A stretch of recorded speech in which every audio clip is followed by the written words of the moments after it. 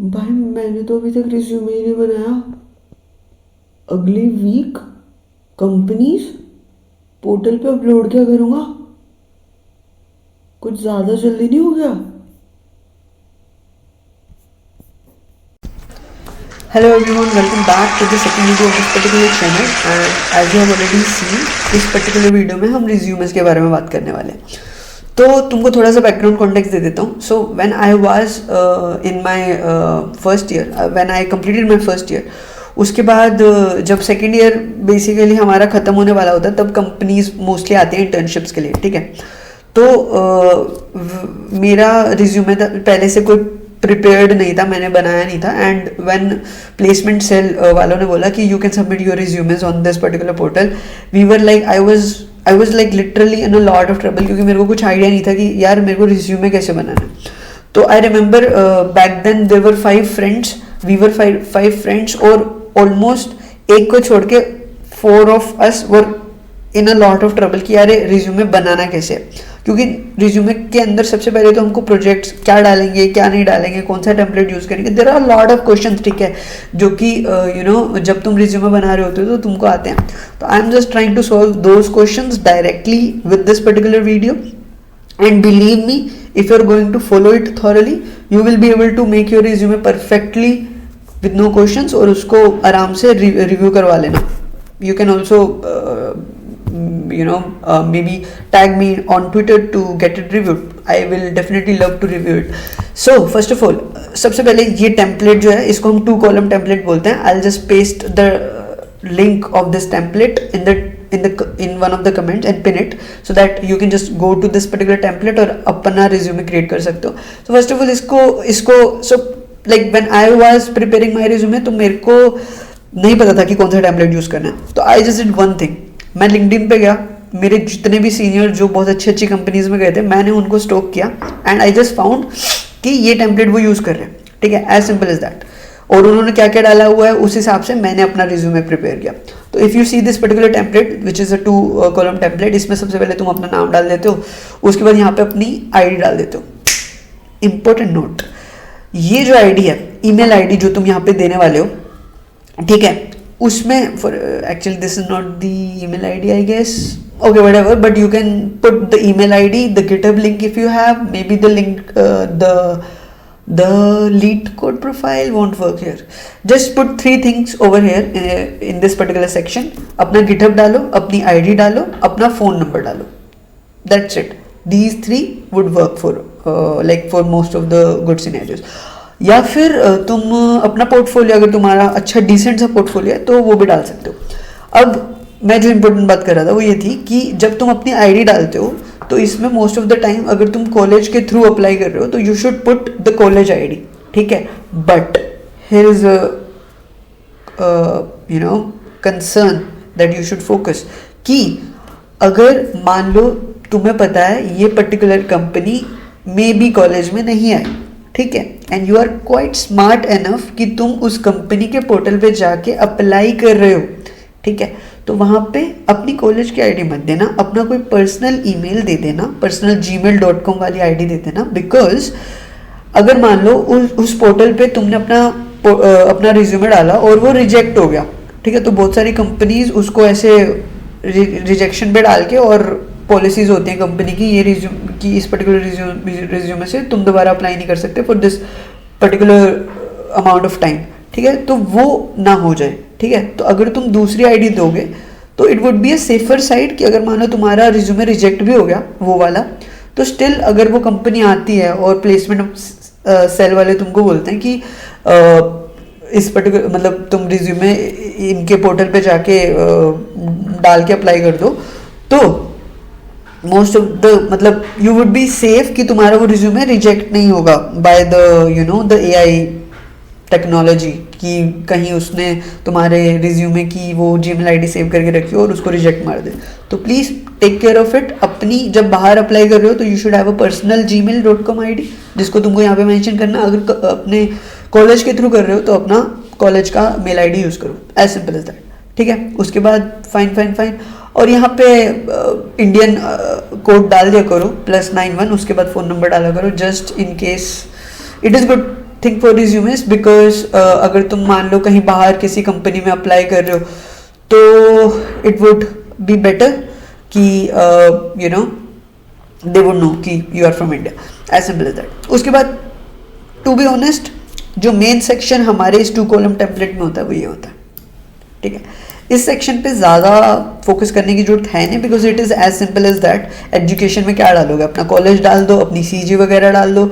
अच्छा, कुछ लोगों की सीजी बहुत ज़्यादा अच्छी नहीं होती but to be honest companies का क्राइटेरिया जो होता है वो अगर सीजी वाला है तो they will take you, otherwise they won't take you, as simple as that. तुम एलिजिबल ही नहीं होगे तो डालने में कोई दिक्कत नहीं है, शर्म मत करो.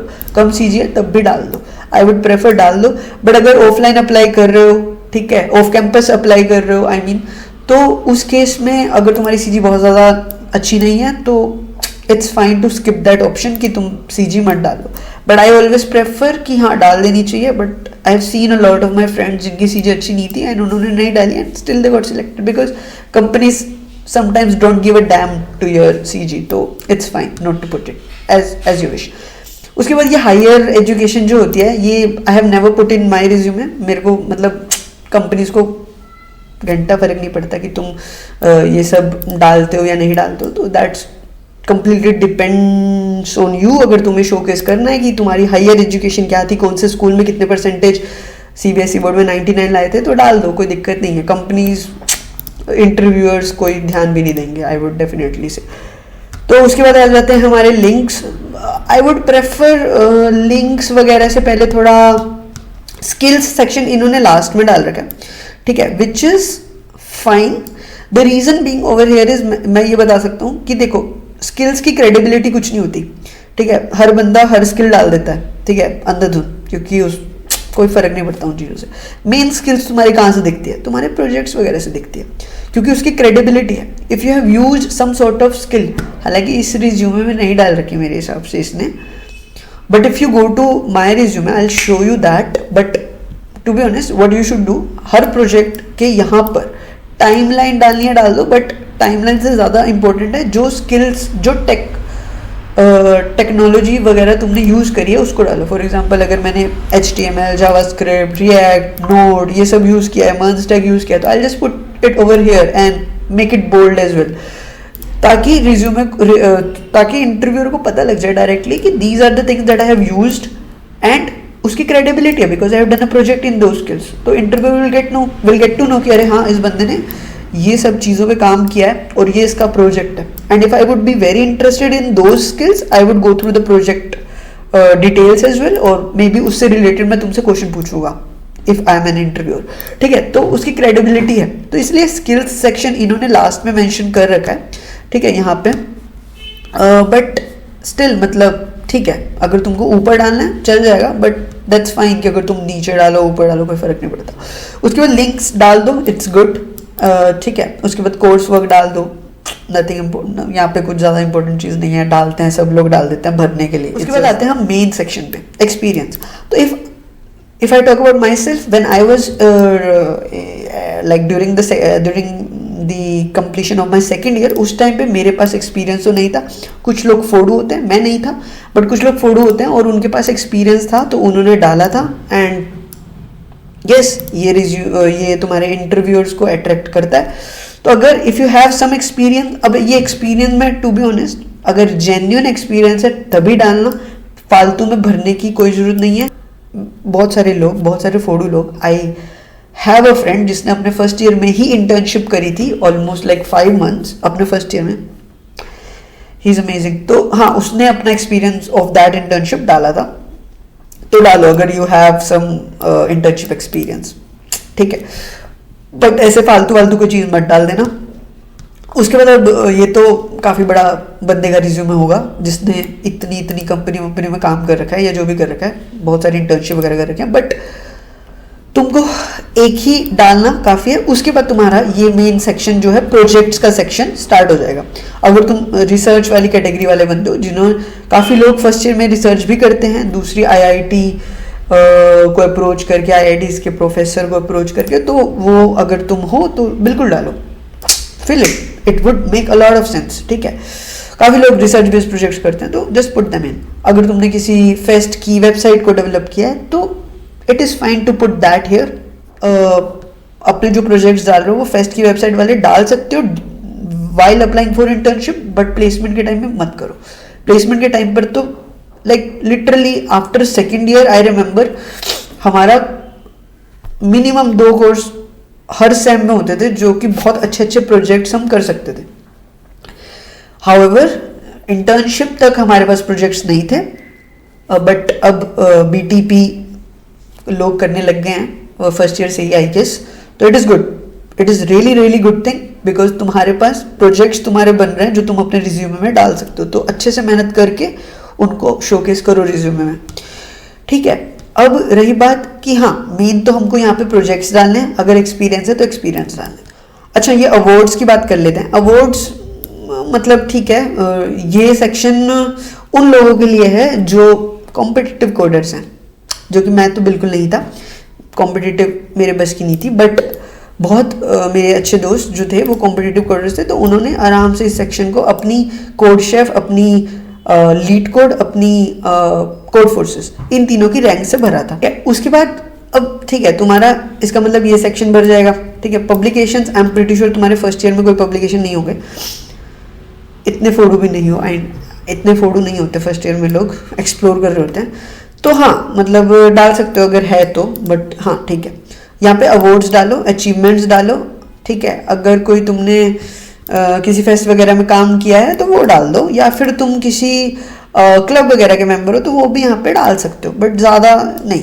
मेन सेक्शन जो कवर करने वाला है वो क्या है, research as well as experience.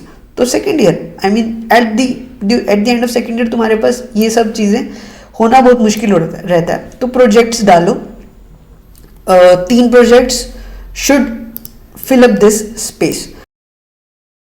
Open source matters a lot, और अगर तुम्हारे पास में ओपन सोर्स है तो प्लीज़ उसे डालो। एंड मैं बता देता हूँ, मैंने जितने भी रिज्यूमे उस टाइम पे एक्सप्लोर किए थे, किसी ने भी ओपन सोर्स को ऐसे बहुत ज़्यादा नहीं दिखाया हुआ था। मतलब ओपन सोर्स डाला और ऐसे उसमें जो भी 2-3 लाइनों में उसको एक्सप्लेन कर दिया, या फिर जस्ट लिंक डाल दिया कि आई कंट्रीब्यूटेड टू दिस, या सिर्फ अपना ऑर्गेनाइजेशन का लिंक डाल दिया, ऐसे कर रखा था। बट मेरे पास कोई ऑप्शन ही नहीं था, मेरे पास प्रोजेक्ट्स ही नहीं थे ओपन सोर्स के अलावा। तो मैंने ऑलमोस्ट 1 साल क्रिएटिव कॉमन्स में कंट्रीब्यूट किया था during my after my first year, and almost at the like by the end of second year मैंने कंट्रीब्यूट किया था। तो मेरे पास 3 प्रोजेक्ट्स थे ओपन सोर्स के, एंड इससे ज़्यादा मेरे लिए कुछ नहीं हो सकता था to fill up my resume. And because मैंने उन तीनों प्रोजेक्ट्स पे काफ़ी हद तक काम किया था कि I could have talked about it a lot in interview. That's why I put all of those 3 projects on the top.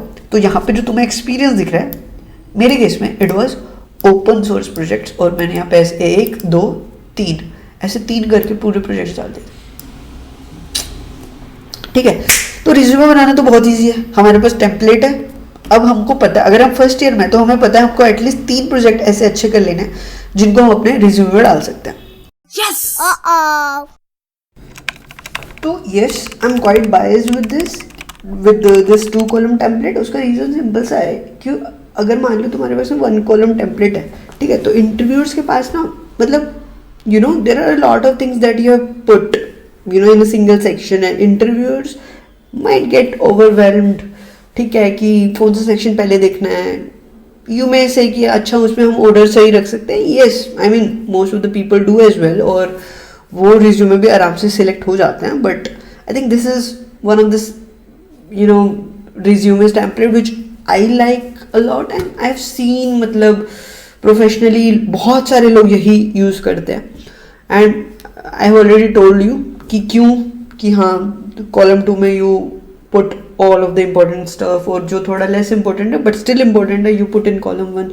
So एक sort of segregation है, and you know the mind would eventually follow what it needs to get it reviewed, you know, from interviewers. That is something I would definitely like to point out.